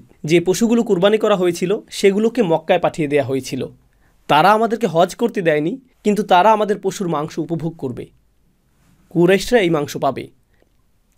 আর এই পশুগুলোর মধ্যে একটি ছিল আবু জাহেলের উট, যা তারা বদরের যুদ্ধে আটক করেছিলেন। তো তারা বললেন কুরাইশরা মাংস উপভোগ করবে, তাই না? আমরা আবু জাহেলের উটটি জবাই করব। সেই উটটি ছিল বিখ্যাত, সেটা ছিল পরিচিত। এটা প্রেসিডেন্টের মোটর গাড়ি জব্দ করার মতো। আবু জাহেল অনেক আগেই মারা গিয়েছে, কিন্তু তার উটটিকে সবাই চিনত। তো সাহাবীগণ উটটি জবাই করলেন, তারা এর মাথা বিচ্ছিন্ন করলেন, বড় একটি থালার মধ্যে মাথাটিকে রেখে তারা এটাকে প্রথমে পাঠালেন, পরোক্ষভাবে অসন্তোষ প্রকাশের মাধ্যম হিসেবে। এখন তারা ফিরে যাচ্ছেন, কিন্তু কেউ এতে সন্তুষ্ট না, প্রত্যেকেই অসন্তুষ্ট।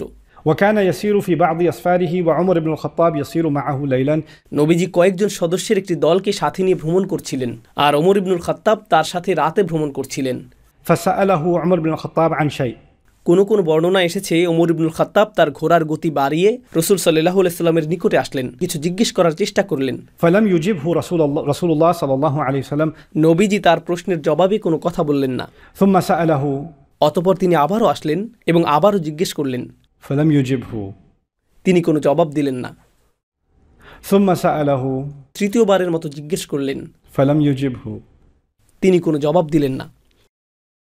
এক্ষেত্রে একটি বিষয় হলো, রাসূল সাল্লাল্লাহু আলাইহি সাল্লাম এর আগে বলেছিলেন, ওঠো, পশুগুলো কুরবানি করো এবং মাথা মুন্ডন করো। কয়বার তিনি কথা বলেছিলেন? আর তাদের জবাব কি ছিল? নীরবতা। এর আগে ওমর ইবনুল খাত্তাব কথা বলেছিলেন, আর সে সময় তিনি এর জবাব দিয়েছিলেন নীরবতার মাধ্যমে। এখন তিনি আবারও রাসূল সাল্লাল্লাহু আলাইহি সাল্লামের কাছে আসলেন, আর নবীজি কিসের মাধ্যমে জবাব দিলেন? নীরবতা।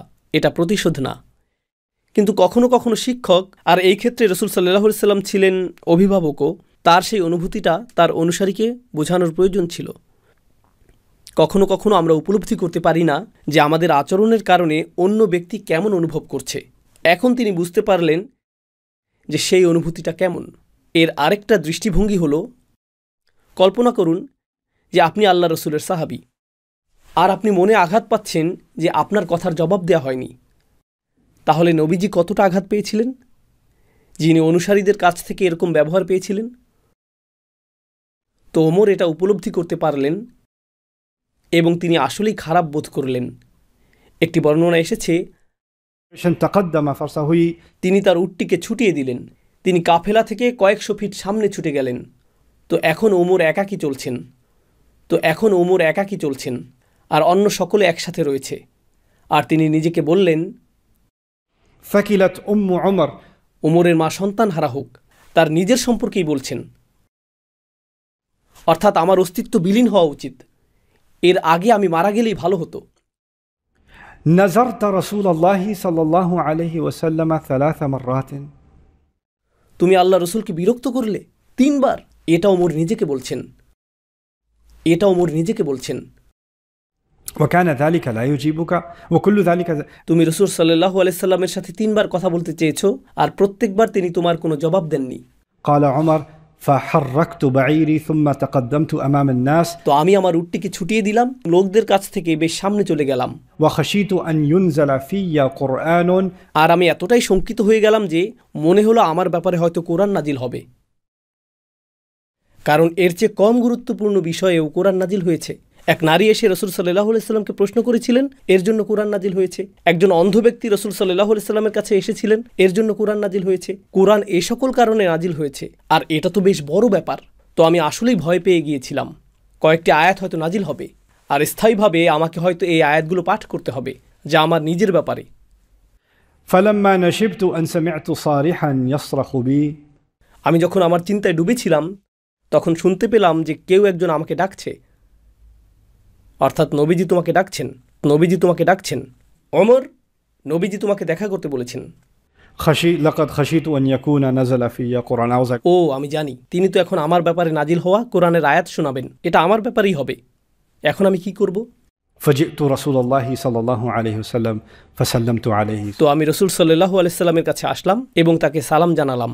فقال لقد انزلت علي الليلة سورة, রাসূল সাল্লাল্লাহু আলাইহি সাল্লাম বললেন, আজ রাতে আমার প্রতি একটি সূরা নাজিল হয়েছে। لهي أحب إلي مما طلعت عليه الشمس, আমি এই সূরাটিকে বেশি ভালোবাসি সূর্যের আলো যার উপর পতিত হয় এরকম সব কিছুর চাইতে। সূর্যের আলোতে কোনো কিছুই আমার কাছে প্রিয় না এই সূরার তুলনায়। আর তারপর তিনি গোটা সূরা ফাথ পাঠ করলেন। إنا فتحنا لك فتحا مبينا ليغفر لك الله ما تقدم من ذنبك وما تأخر, এই সূরাটি নাজিল হলো। সূরাটি প্রায় 4 পৃষ্ঠা লম্বা, আজকের আলোচনায় আমার যে লক্ষ্য তা আপনাদের বলছি। আমাদের 4 ঘন্টা আলোচনা করার কথা, কিন্তু আমি এতটা সময় নিব না। আমার উপর আস্থা রাখুন। আমি শুধুমাত্র নিজের জন্য সময়ের সংকীর্ণতা রাখতে চাইনি, যাতে আপনাদেরকে স্বাচ্ছন্দ্যে বোঝাতে পারি এবং একসাথে এগিয়ে যেতে পারি। তবে সংক্ষেপে হলেও আমি গোটা সূরাটি আলোচনা করতে চাই। আগেও আমি এই সূরাটির উপর বিস্তারিত আলোচনা করেছি, কিন্তু এখন আমি আপনাদের সাথে সম্পূর্ণ সূরাটি সংক্ষেপে আলোচনা করতে চাই। তবে সেটা করার আগে আমি এ পর্যন্ত আলোচিত বিষয়গুলো থেকে কিছুটা শিক্ষা আহরণ করতে চাই। ওমর ইবনুল খাত্তাব রাসূল সাল্লাল্লাহু আলাইহি সাল্লামের কাছ থেকে সম্পূর্ণ সূরাটি শুনলেন। সূরাটি প্রায় 4 পৃষ্ঠা দীর্ঘ, আর সূরাটির প্রথম আয়াত হলো, ইন্না ফাতাহনা লাকা ফাতহাম মুবিনা, আমি আপনাকে একটি সুস্পষ্ট বিজয় দান করেছি। এভাবেই সূরাটি শুরু হয়েছে। আল্লাহ রাসূল সাল্লাল্লাহু আলাইহি সাল্লামকে সুস্পষ্ট, পরিষ্কার একটি বিজয় দান করেছেন। এটা প্রথম আয়াত। কোরআনের 4 পৃষ্ঠা শুনে এটা ছিল ওমরের প্রশ্ন। ফাকাল উমর ইয়া রাসূলুল্লাহ আওয়া ফাতহুন হুয়া, ইয়া রাসূলুল্লাহ, এটা কি আসলেই বিজয়? তো তিনি আটকে রইলেন কোন আয়াতে? তিনি আটকে রইলেন প্রথম আয়াতে। বিজয়? আবু জান্দাল? চুক্তির শর্তগুলো? বিসমিল্লাহির রহমানির রহিম মুছে ফেলা? মুহাম্মদুর রাসূলুল্লাহ মুছে ফেলা? এই শর্তগুলো? কোনো মুসলিম যদি পালিয়ে আসে তাদেরকে কুরাইশদের কাছে ফিরিয়ে দিতে হবে? এটা কি বিজয় ছিল? আর রাসূল সাল্লাল্লাহু আলাইহি সাল্লাম বললেন, নাম, হ্যাঁ, এটা বিজয়। এখন আসুন কয়েক মিনিট পেছনে চলে যাই। আসুন 5 মিনিট পেছনে চলে যাই। সূরাটি নাজিলের 5 মিনিট আগে কেউ কি ভেবেছিল যে এটা একটা বিজয়? এমনকি রাসূল সাল্লাল্লাহু আলাইহি সাল্লামও ভাবেননি। কেউই চিন্তা করেননি যে এটা একটা বিজয়। 5 মিনিট পরে কি পরিবর্তন হয়ে গেল? কোরআন আসলো, আর রাজনৈতিক অবস্থার উপর আপনার গোটা দৃষ্টিভঙ্গি, পৃথিবী নিয়ে আপনার সমগ্র দৃষ্টিভঙ্গি, ঘটে যাওয়া ঘটনার উপর আপনার গোটা বিশ্লেষণ, আপনার সমগ্র মানসিক অবস্থা, এই সব কিছু পরিবর্তিত হয়ে গেল। কারণ আল্লাহ এটাকে একটি বিজয় বলে আখ্যায়িত করেছেন। ফাতাবাত নাফসুহু ওয়া রাজা, ওমর ইবনুল খাত্তাব নিজের অন্তরে প্রশান্তি অনুভব করলেন এবং ফিরে আসলেন। এই একই ওমর রাগে ক্ষোভে চিৎকার করছিলেন, যিনি কিছুক্ষণ আগে বলছিলেন তার মা যাতে সন্তানহারা হন। এরকম হতাশাগ্রস্ত তিনি ছিলেন। আর কয়েক সেকেন্ড পরে একমাত্র পরিবর্তন যা ঘটল তা হলো কোরআন নাজিল হলো। আমি আপনাদের যা বলতে চাইছি তা হলো, আমরা সহজেই বলে ফেলি যে কোরআন হলো আমাদের বিশ্ব দর্শন, কিন্তু আপনি যখন গভীরভাবে সিরাহ অধ্যয়ন করবেন তখনই এই কথাটির প্রকৃত মর্ম উপলব্ধি করতে পারবেন। বাস্তবতা সম্পর্কে তাদের সমগ্র উপলব্ধি তাৎক্ষণিক পরিবর্তিত হয়ে যেত, কারণ কোরআনে আল্লাহ কোনো বিষয় বলেছেন। আর এই পর্বের সমাপ্তি টানার পূর্বে আমি চাই আপনারা আসলেই উপলব্ধি করুন যে এটা দ্বারা আসলে কি বোঝাচ্ছে। আমি আপনাদের দেখতে পাচ্ছি, আপনারা আমাকে দেখতে পাচ্ছেন। আল্লাহ এই চোখকে, এই মাংসপেশিকে, এই অঙ্গটিকে আলো আহরণ করার ক্ষমতা প্রদান করেছেন, যাতে এটা ক্যামেরার মতো কাজ করতে পারে। কিন্তু কোরআন নিজেকে নূর বলে আখ্যায়িত করেছে। কোরআনের একটি নাম হলো নূর। এখন আলো ছাড়া কি আমরা দেখতে পাই? না, জাগতিক আলো ছাড়া এই চোখ অকেজো। একইভাবে কোরআন হলো নূর, আর কোরআনের আলো আমাকে এমন বিষয় দেখতে সাহায্য করে অন্যথায় যা আমি দেখতে পেতাম না। এটাই কোরআনের বাস্তবতা। এমনকি সাহাবীগণও এটা দেখতে পাননি, এমনকি রাসূল সাল্লাল্লাহু আলাইহি ওয়াসাল্লামও এটা দেখতে পাননি। আল্লাহ হলেন নূরুস সামাওয়াতি ওয়াল আরদ, এর অধিপতি। কোরআনের এই আলো প্রেরণ করেছেন। জাগতিক আলোর উদ্দেশ্য কি তা আপনাকে কিছু দেখতে সাহায্য করে। তো কোরআনের এই আলো, এটা আপনাকে এমন কিছু দেখতে সাহায্য করবে এই আলো না থাকলে যা আপনি কখনোই দেখতে পেতেন না। এমনকি যদিও তারা এই ঘটনার মধ্যেই বসবাস করছেন, তারা এই অভিজ্ঞতার মধ্যেই বসবাস করছেন, তাদের বাস্তব অভিজ্ঞতা তাদের সাথে মিথ্যা বলছে, আর কোরআন তাদের সামনে প্রকৃত সত্যটি উন্মোচিত করছে। তাদের বাস্তব অভিজ্ঞতা আল্লাহর বাণীর চেয়ে বেশি বাস্তব না, যা শুরু হয়েছে এই বলে যে এটা একটা সুস্পষ্ট বিজয়। যদিও জাগতিক দৃষ্টি দিয়ে তারা দেখতে পাননি যে এটা কিভাবে বিজয়, কিভাবে এটা একটা বিজয় হতে পারে। আমি এই পর্বে শুধু এই প্রশ্নটির একটি অংশের জবাব প্রদান করব। এই প্রশ্নের রাজনৈতিক জবাবও রয়েছে, যা আমরা পরবর্তীতে আলোচনা করব। কিন্তু আমি চাই যে এই প্রশ্নের আধ্যাত্মিক দৃষ্টিকোণটি আপনারা উপলব্ধি করুন। আপনারা বেশ কয়েকজন এখানে উপস্থিত রয়েছেন। আসুন একটি দৃশ্যপট কল্পনা করি। ধরুন আপনাদের মধ্যে 2-3 জন তরুণ আমার প্রতি রাগান্বিত হয়ে উঠলেন। তারা উঠে গিয়ে আমার উদ্দেশ্যে চিৎকার শুরু করল। তারা তো তরুণ যুবক, তারা স্বাস্থ্যবান, আর তারা উঠে গিয়ে শোরগোল শুরু করেছে। আমার জন্য কি তাদেরকে শান্ত করাটা সহজ? না, কারণ প্রথমত তারা সংখ্যায় আমার চেয়ে বেশি, দ্বিতীয়ত তারা রাগান্বিত। আর কি ঘটবে যদি তাদের সংখ্যা হয় 10? একই সময়ে 10 জন ব্যক্তি উঠে দাঁড়ালো। এই আসরে 2000 মানুষ রয়েছে। 10 জন ব্যক্তি আলোচনায় ব্যাঘাত ঘটালো আর তারা চিৎকার চেঁচামেচি শুরু করলো। বক্তা কি সেটা নিয়ন্ত্রণ করতে পারবে? এখন কল্পনা করুন যে 100 জন মানুষ, কল্পনা করুন তো তারা 1000 মানুষ। এবার কল্পনা করুন যে এটা হুদাইবিয়ার 1400 মানুষ, কোনো মাইক্রোফোন নেই, কোনো মাইক্রোফোন নেই। এখন আমাকে বলুন, সেই মানুষগুলো যারা সেখানে ছিলেন তারা কি রাগান্বিত ছিলেন? হ্যাঁ, তারা আসলেই রাগান্বিত ছিলেন। তারা চিৎকার করেছিলেন, সুবহানাল্লাহ, كيف يرد للمشركين وجئنا مسلما। কিভাবে তাকে মুশরিকদের কাছে ফেরত দেওয়া যাবে? সে তো আমাদের কাছে মুসলিম হিসেবে এসেছে। তারা রাগান্বিত ছিলেন। আর যখন তরুণরা যথেষ্ট রেগে যায়, যদি সেটা শান্তিপূর্ণ মানববন্ধনও হয়, সেক্ষেত্রে এই বারুদে আগুন ধরানোর জন্য শুধু 1 জন অথবা 2 জন ব্যক্তিরই প্রয়োজন হয়। আর তখন এই মানববন্ধন কিসে পরিণত হয়? এটা দাঙ্গায় পরিণত হয়। পৃথিবীতে কি প্রায় এমনটা ঘটে থাকে? হ্যাঁ, সেজন্যই উন্মুক্ত স্থানে রাগান্বিত তরুণরা অত্যন্ত বিপজ্জনক। কারণ যথেষ্ট রাগান্বিত হলে তারা অন্য কিছুতে পরিণত হয়। আর শান্তিপূর্ণ কোনো প্রতিবাদও যদি সংঘটিত হয়, পৃথিবীর যে কোনো দেশের সরকারই কি করে থাকে? তাদেরকে প্রহার করা যদিও তাদের উদ্দেশ্য না, তবুও তারা প্রচুর পরিমাণে পুলিশ মোতায়েন করে থাকে। যেহেতু সেই মানুষগুলো রাগান্বিত, সেই অসন্তোষ সহিংসতায় রূপ নিতে পারে যে কোনো মুহূর্তে। তো এই মানুষগুলো তাদের নবীর জন্য জীবন দিতে সর্বদা প্রস্তুত ছিলেন সাল্লাল্লাহু আলাইহি সাল্লাম। প্রকৃতপক্ষে তারা এর আকাঙ্ক্ষা করতেন, তারা তাদের নবীকে সম্মান করতেন। আর তারা নিজেদের সামনেই তাদের নবীকে বেশ কয়েকবার অপমানিত হতে দেখেছিলেন কুরাইশ মীমাংসাকারীদের দ্বারা। আল্লাহ তাদের বর্ণনা দিয়েছেন এভাবে, يؤثرون على أنفسهم তারা নিজেদের উপর অন্যদেরকে প্রাধান্য দেয়। আর তারপর فأصبحتم بنعمته إخوانا, তোমরা একে অপরের ভাই পরিণত হয়েছ। তারা তাদের এক ভাইকে ক্ষতবিক্ষত রক্তাক্ত অবস্থায় টেনে নিয়ে যেতে দেখেছেন। তাদের মাত্র একজনের সামান্য প্রতিক্রিয়াও কি প্রত্যাশিত ছিল না? ওমর ইবনুল খাত্তাব কিছুটা দেখিয়েছিলেন, তাই না? তিনি তার পশুর পিঠে তরবারি রেখে দিয়েছিলেন আর সেটাকে কাছে নিয়ে এসেছিলেন। এরপর সেটা ঘটেছিল। কিন্তু এটা কি সম্ভব ছিল না যে তাদের 1 জন, 2 জন অথবা 3 জন চিৎকার শুরু করবেন? যদি তাদের সকলেই চিৎকার শুরু করতেন, সুবহানাল্লাহ, সুবহানাল্লাহ, না এটা সম্ভব না, এটা সম্ভব না, আমরা মানব না, যদি তারা চিৎকার শুরু করতেন, আপনাদের কি মনে হয় নবীজির কণ্ঠ শুনতে পাওয়া যেত? না, শোনা যেত না, শোনা যেত না। আপনারা লক্ষ্য করেছেন যে সম্পূর্ণ এই ঘটনার সবচেয়ে দুঃখজনক অংশটি হলো যখন রাসূল সাল্লাল্লাহু আলাইহি সাল্লাম তাদেরকে উঠতে বললেন আর তারা উঠলেন না। তিনি তাদেরকে পশু কুরবানি করতে বললেন, তারা তা করলেন না। তিনি তাদেরকে মাথা মুন্ডন করতে বললেন, তারা তা করলেন না। কিন্তু আমি যুক্তি প্রদান করব যে সেটা ছিল গোটা পৃথিবীর ইতিহাসেই সবচেয়ে বিস্ময়কর মুহূর্তগুলোর একটি। কারণ এটাই ছিল তাদের প্রতিবাদের শেষ সীমা। এটাই তাদের প্রতিবাদের সর্বোচ্চ মাত্রা যে তারা বিলম্বে আদেশ পালন করেছেন। আমি মনে করি না যে সংখ্যায় এত বড় কোনো মানব সম্প্রদায় আবেগের এই প্রবল তাড়না সত্ত্বেও কখনোই কোনো অবস্থাতেই এই পরিমাণে সংযম প্রদর্শন করতে পারবে। আমি মনে করি যে এটা অসম্ভব। আর এটা শৃঙ্খলার এমন একটা নমুনা যা এই মানুষগুলো প্রদর্শন করেছে, যেটা এই পৃথিবী এর আগে কখনোই প্রত্যক্ষ করেনি। তাদের নিজেদের উপর এমন সংযম, এমন নিয়ন্ত্রণ তাদের ছিল। রাসূল সাল্লাল্লাহু আলাইহি সাল্লামের প্রতি এমন আনুগত্য তাদের ছিল যে তাদের সত্তার প্রতিটি কণা যখন হুদাইবিয়াতে নবীজির ভূমিকা নিয়ে প্রশ্ন উত্থাপন করছিল, আর তাদের এই আক্রোশ এবং ক্ষোভ ছিল সম্পূর্ণরূপে যুক্তিসঙ্গত, তখন তারা কাজ করতে অনিচ্ছা পোষণ করলেন। তারা কাজ করতে অনিচ্ছা পোষণ করলেন। আর যখন তারা সেটা করলেন, তারা আসলে সবচেয়ে বড় পরীক্ষাগুলোর একটিতে উত্তীর্ণ হয়ে গেলেন।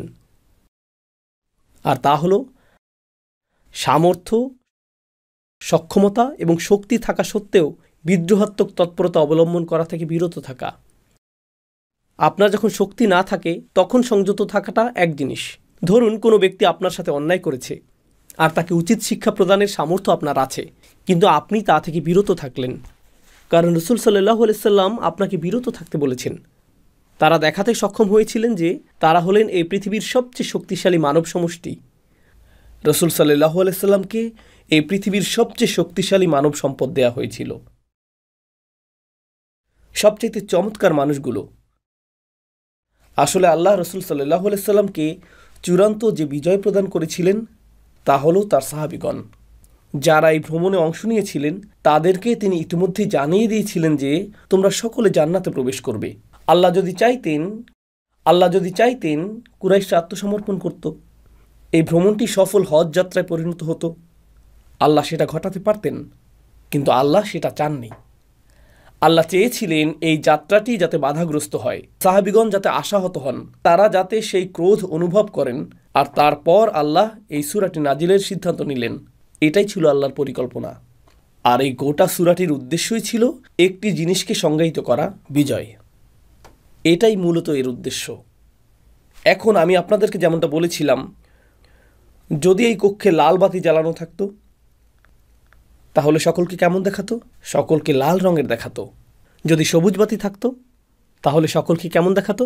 সবাইকে সবুজ দেখাতো। অর্থাৎ যেরকম আলো এখান দিয়ে প্রবেশ করবে তা আপনার দৃষ্টিকে প্রভাবিত করবে। এখন কোরআনের আলো হৃদয়ে প্রবেশ করছে, তাই না?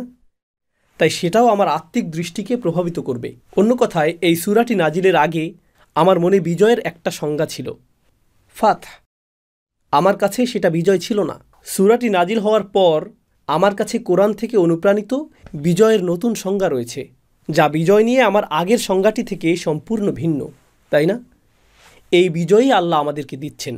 প্রকৃতপক্ষে যে কোনো সভ্যতার জন্যই বিজয় হলো সবচেয়ে গুরুত্বপূর্ণ ধারণাগুলোর একটি। উম্মাহ সবসময় বিজয়ের জন্য দোয়া করে, তাই না? এই সময়ে যখন ফিলিস্তিনে গণহত্যা চলছে, আমরা সর্বদাই মুসলিমদের বিজয়ের জন্য দোয়া করে যাচ্ছি, তাই না? প্রতিটি যুদ্ধের আগেই রাসূল সাল্লাল্লাহু আলাইহি সাল্লাম বিজয়ের জন্য দোয়া করতেন। ফাতহ হলো এমন একটি জিনিস যা আমরা সর্বদা আল্লাহর কাছে চাই। আল্লাহ আমাদেরকে এখন ফাতহ এর উপরে একটি দৃষ্টিভঙ্গি দান করলেন। সূরা ফাতহ ব্যতীত আমরা কখনো এটা পেতাম না। আর সাহাবীগণ যদি এই মানসিক আঘাত এবং জটিলতার মধ্য দিয়ে না যেতেন, তারা কখনোই এই সংজ্ঞাটি উপলব্ধি করতে পারতেন না।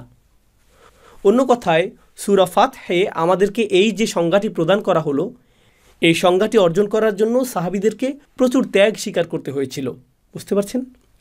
তাই আমাদেরকে এই সংজ্ঞাটির প্রতি যথাযথ সম্মান প্রদর্শন করতে হবে। তো পরবর্তী পর্ব থেকে আমরা এই সূরাটি অধ্যয়ন শুরু করব।